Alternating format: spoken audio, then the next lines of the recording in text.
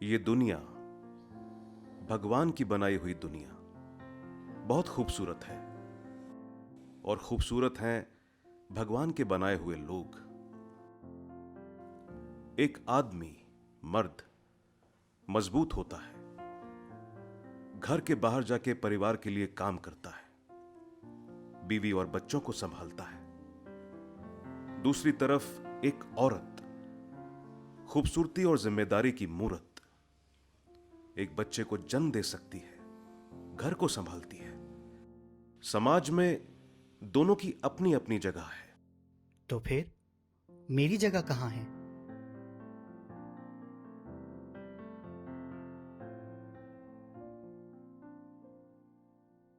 कहते हैं जीवन एक संघर्ष है, लेकिन कुछ लोगों का संघर्ष हमें बहुत कुछ सोचने पे मजबूर कर देता है। कुछ ऐसी ही कहानी है अदिति की। उत्तरकाशी के छोटे से गांव से बिलोंग करती हूँ।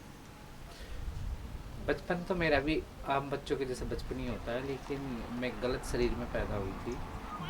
6-7 साल की उम्र से उसे लगने लगा था कि उसका शरीर और मन दोनों अलग हैं। बहुत समय तक वो ये समझ ही नहीं पाई कि वो लड़का है या लड़की। उस समय पता नहीं था कि क्या हो रहा मेरे साथ। तो धीरे धीरे करके जैसे जैसे बड़ी हुई हूँ, तो मुझे लगता था कि शायद मैं अलग हूँ, कुछ सबसे अलग ही हूँ, इस दुनिया से अलग ही हूँ।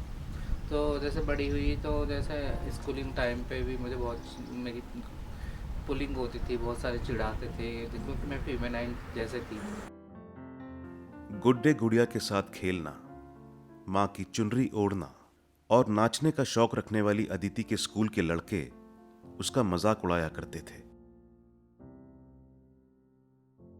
मैंने स्कूलिंग की, फिर मैंने दूसरी जगह एडमिशन लिया, 9th 8th का। तो फिर वहाँ भी मेरे साथ ये चीज़ें होती थी, क्योंकि टीचर स्टूडेंट सारे मुझे चिढ़ाते थे कि लेडीज़ है। तो वैसे वर्ड मुझे बोलने नहीं चाहिए जो मेरे साथ हुआ है। एक बच्चे के नादान दिलो दिमाग पर इन सब बातों का बहुत ही विपरीत असर पड़ रहा था।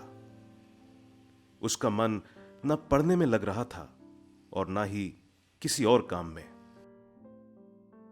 अदिति ने घर छोड़ने का फैसला किया। अदिति घर छोड़ रही है, ये बात सिर्फ मां जानती थी। मन में हजारों सवाल लिए अदिति दिल्ली पहुंची, इस उम्मीद में कि शायद बड़े शहर में लोगों की सोच इतनी छोटी ना होगी।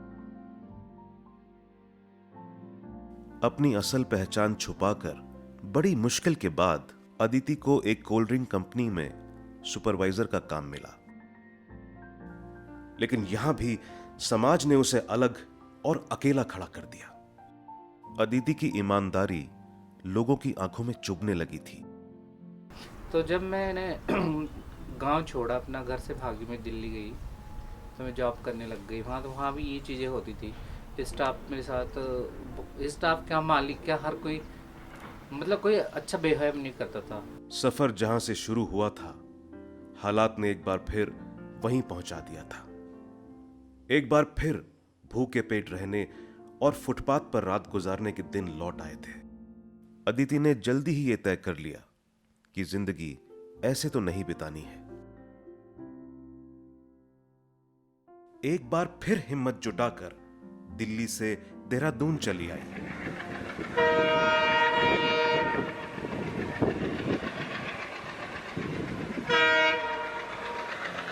तो उसके बाद मैं देहरादून आई। तो देहरादून में मैंने देखा कि मेरे जैसे और भी कई सारे, मुझे अपनी कम्युनिटी मिली। तो फिर मैंने देखा कि मैं अकेली नहीं हूँ इस दुनिया में, तो मेरे जैसे और भी कई लोग हैं। फिर मैंने सोचा कि नहीं, मैं तो गलत रॉन्ग बॉडी में पैदा हुई, क्योंकि मेरा अट्रैक्शन लड़कों की तरफ ज़्यादा था, लड़कियों की तरफ नहीं था। और अभी भी नहीं है और कभी भी नहीं हो सकता है। एक ट्रांसजेंडर की शायद यही कहानी होती है। फिर मुझे असाइडमेंट सर्जरी के बारे में पता चला कि एक मेल से फीमेल में कैसे कन्वर्ट होते हैं, उसके बारे में जानकारी ली। फिर इतने सारे पैसे मिले, बहुत सारी जगह मैंने काम किया, मैंने पैसे जोड़े। फिर हर चीज़ के बारे में, जैसे हार्मोनल थेरेपी होती है, हर चीज़, बहुत सारा ट्रीटमेंट होता है।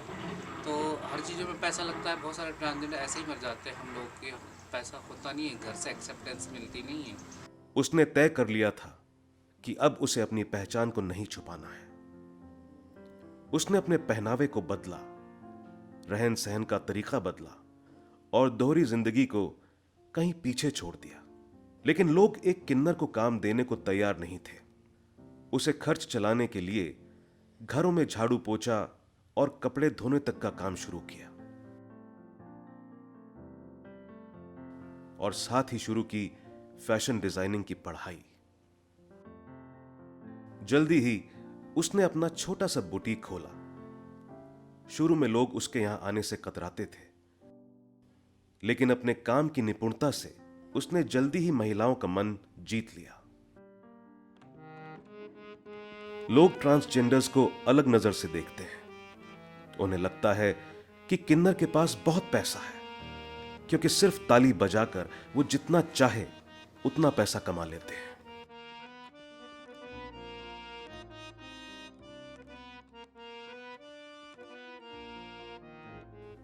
कुछ लोगों की सोच तो यहां तक भी है कि ट्रांसजेंडर्स जब चाहें अपना जिस्म बेच के बहुत पैसा कमा सकते हैं।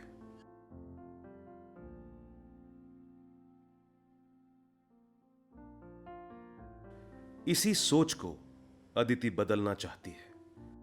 वह न सिर्फ खुद अपने पैरों पर खड़ी है, बल्कि समाज को रोजगार भी दे रही है। जैसे हम लोगों के साथ भेदभाव होता है, उसी की मैं तुम्हें एक कहानी बताती हूँ कि एक रेडियो एफएम है देहरादून में। मैं नाम नहीं लूँगी इस बंदे का, लेकिन जब मैं अपना एक अवेयरनेस प्रोग्राम चला रही थी तो मैं अपना लेटर लेके गई कि हमें परमिशन दी जाए, लोगों को अवेयर करना था।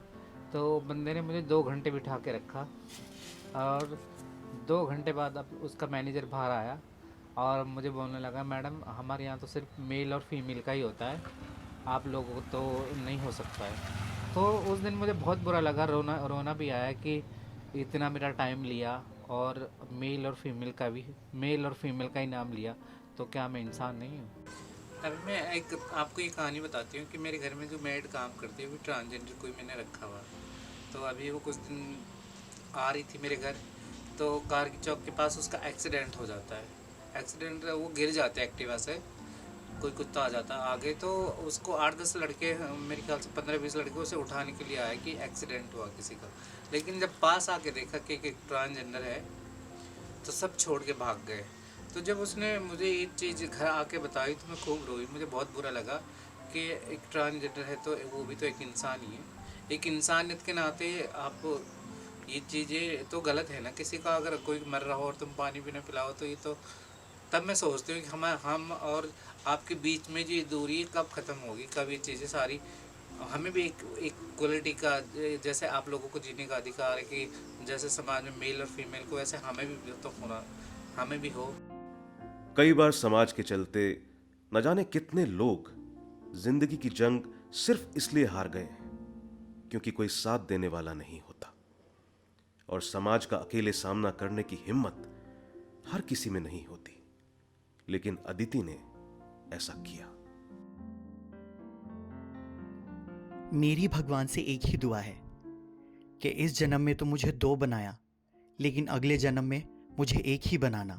सज रही गली मेरी माँ सुनहरी गोटे में, सज रही गली मेरी अम्मा सुनहरी गोटे में, सज रही गली मेरी माँ सुनहरी गोटे में, सुनहरी गोटे में, रुपली गोटे में, सुनहरी गोटे में, रुपली गोटे में, सज रही गली मेरी माँ सुनहरी गोटे में, सज रही गली मेरी अम्मा सुनहरी